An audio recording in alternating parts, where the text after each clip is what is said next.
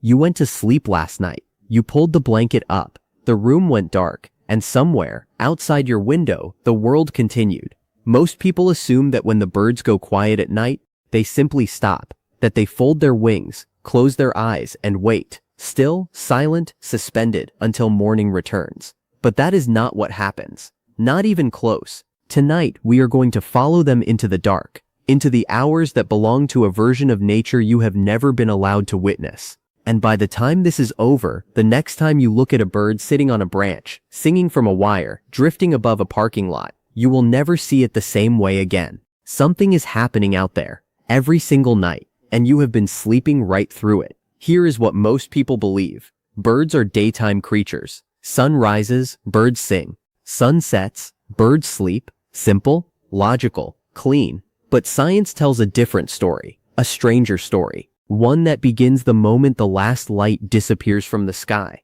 What you are about to discover is not extraordinary in the way that earthquakes are extraordinary. It is extraordinary in the quiet way. The way that makes you realize the world has always been more alive than you ever gave it credit for. More complex, more intentional. If you have ever stood outside at night and felt that something was watching, something was passing overhead, something was moving through the darkness just beyond your awareness, you were not wrong. You just didn't know what to look for. Stay with this. Because what comes next will change something in how you see the night. Every autumn and every spring, billions of birds cross the sky above your house. Billions. Not dozens. Not thousands. Billions of individual birds, warblers, thrushes, sparrows, sandpipers, crossing continents in the dark, guided by stars and magnetic fields and something so ancient it predates human civilization by millions of years. Here is the part most people have never considered. Most of this migration happens at night. The reason is both practical and profound. The air at night is cooler and calmer, which costs less energy. The stars provide navigation, and the darkness hides them from predators. So while you sleep, the sky above your city is a highway. A living, breathing river of wings traveling hundreds of miles in a single night. Scientists have pointed weather radar at the sky during peak migration season and watched. What they see on the screen looks like rainfall, except it isn't rain. It is birds. Millions of them at once, lifting off in the last hour of twilight and not landing until dawn. Think about that. Right now, tonight, above your neighborhood, there may be birds crossing the sky that were born in the forests of Canada and are flying to South America. They are 300 meters above your roof. Silent, purposeful, invisible. You are sleeping through a wonder. When those birds lift off into the night sky, they are not guessing. They are reading. A bird does not have a phone. It does not have GPS. What it has is a brain wired, literally wired from birth, to read the rotation of the night sky, to find the fixed point around which all the stars turn, to feel the pull of the Earth's magnetic field like a compass embedded in its skull. Young birds, before they have ever migrated, will spend the early weeks of their lives staring at the night sky through gaps in the nest. They are memorizing it, mapping the stars, storing a picture of the celestial sphere in neural tissue, so precise that researchers have confirmed birds can detect magnetic inclination angles that change by as little as 1 degree. 1 degree. You cannot feel that. Your instruments barely measure that. But a bird, weighing less than a coin, carrying no equipment, crossing a dark ocean, feels it. The next time you look up at the stars and feel small, consider this. There is a creature the size of your fist that uses those same stars as a map, and it has been doing so for 60 million years. That is not instinct. That is intelligence in a form we almost missed entirely. Step outside tonight, after midnight, and listen. Not to the obvious sounds, not to cars or wind or distant radios. Listen beneath those things. If you are near open ground, near water, near any kind of natural corridor, you may hear something unexpected. A thin, high sound. Barely there. Gone before you are sure you heard it. Those are called flight calls, and they are one of the most remarkable things happening above your head right now. As nocturnal migrants fly overhead in the dark, they call to each other. Short, soft contact calls. Different for every species. That say in essence, I am here. We are moving. Some researchers believe these calls help birds maintain flock cohesion in the darkness. Others think they are using the echo of their own calls to sense the terrain below. But here is what we know. If you record the night sky above a city during peak migration, and then analyze that recording, you can identify dozens, sometimes over 100 species from nothing but the calls passing over in the night. The sky above your bed, after midnight, during September or October, is not silent. It is a conversation, one you were never meant to hear, but one that has been happening faithfully every year, long before this city existed, long before any human being thought to look up and listen. Most people don't realize they could step outside right now and hear the voices of birds traveling to Africa. Here is a question almost no one asks. Where do birds sleep? Not in nests. That is one of the most persistent misunderstandings in popular nature knowledge. Nests are for raising young. Outside of breeding season, most birds do not return to a nest at night. What they do is far stranger. Many birds roost communally, meaning hundreds, thousands, or in the case of some starling populations, millions of birds descend together into a specific location every single night with the precision of a scheduled train, the same reed bed, the same stand of trees, the same hedgerow, night after night, year after year, generations of birds returning to the same sleeping site, passing the knowledge down like a family home. And while they sleep, their bodies do something remarkable. Many small birds enter a controlled state of reduced metabolism called torpor, dropping their body temperature by several degrees to conserve energy through the cold night. They are not fully asleep in any way we would recognize. They are in a threshold state, aware enough to flee a predator, still enough to survive until dawn. Some birds, like the swift, are believed to sleep while flying, literally, rising on thermal currents, shutting down half their brain, gliding on autopilot while the other hemisphere stays alert. A bird asleep in the sky, moving, dreaming perhaps in whatever form bird dreams take. You are lying in a bed, somewhere above you. A bird is doing the same thing, in the air, 30 meters off the ground, in the dark. While the migrants pass overhead and the roosting flocks sleep, the darkness belongs to another kind of bird entirely, owls. You already know they exist. But knowing something exists and understanding what it is doing are very different things. Owls are not simply birds that hunt at night.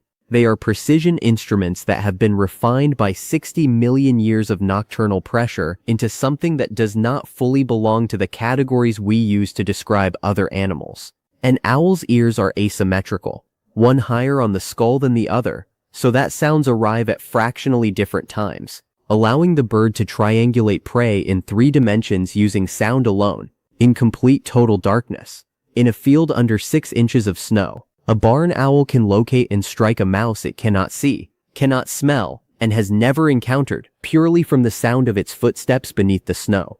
The feathers along the leading edge of an owl's wing are serrated, structured like the teeth of a comb, to break up turbulence and eliminate the sound of flight.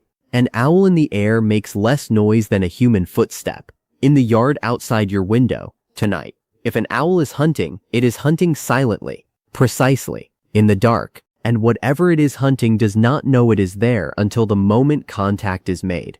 There is something in that which is difficult to look away from, not because it is violent, because it is so perfectly quietly designed. Here is something that will change how you see a flock of birds forever. When birds roost together at night, they are not simply gathering for warmth. They are operating a security system, a distributed, decentralized living alarm network. The birds on the outer edges of the roost are positioned with the most exposure, but they are also the lightest sleepers, and they face outward. The birds at the center are warmer, safer, deeper in sleep, and this is not random positioning. Studies of communal roosts have shown that individual birds actively compete for central positions, and that there is a regular rotation.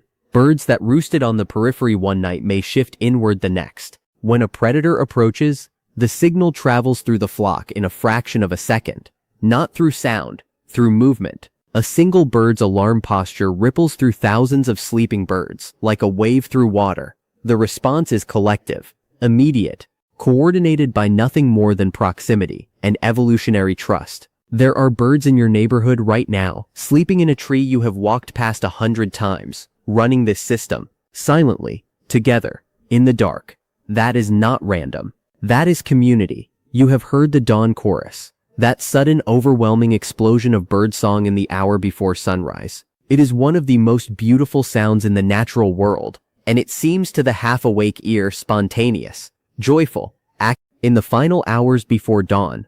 The birds that have been roosting begin a process of neurological warming. Their bodies rise slowly from torpor. Their vocal muscles flex and rehearse. There is evidence that birds actually practice song structures in the dark, a kind of silent rehearsal that primes them for the chorus to come. And the timing of when each species begins to sing at dawn is not random.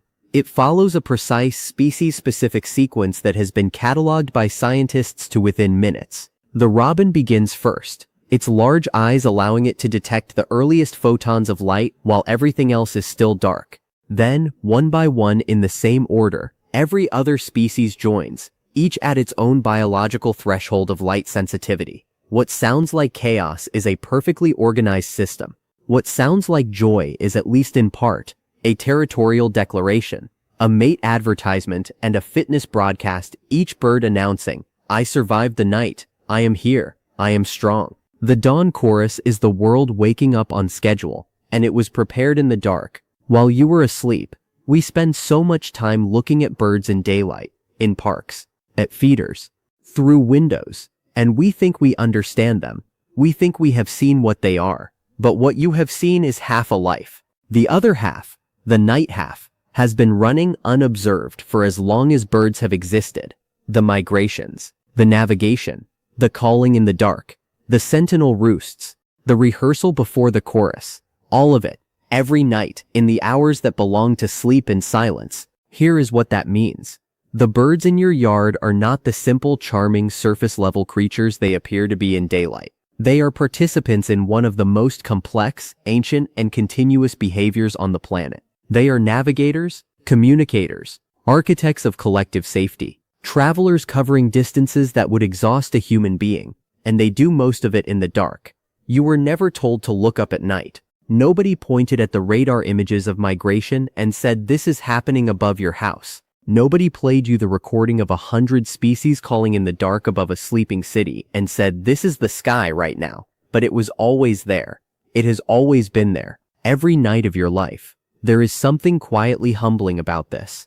We build our days around light. We organize our lives around visibility, around what we can see, measure, verify. And in doing so, we have learned to trust only the hours we are awake for, the hours we are present in. But the world does not pause for our sleep. It continues, silently, purposefully, with a logic and a beauty that requires no witness to be real. And perhaps that is the most meaningful thing to carry away from all of this. Not the science, not the behavior, not the wonder of migration or the precision of an owl's hearing. But this: there are things happening in the world right now that are profound and ancient and extraordinary that do not need you to be watching them to be happening. The birds already know. They have always known. We are only just beginning to listen.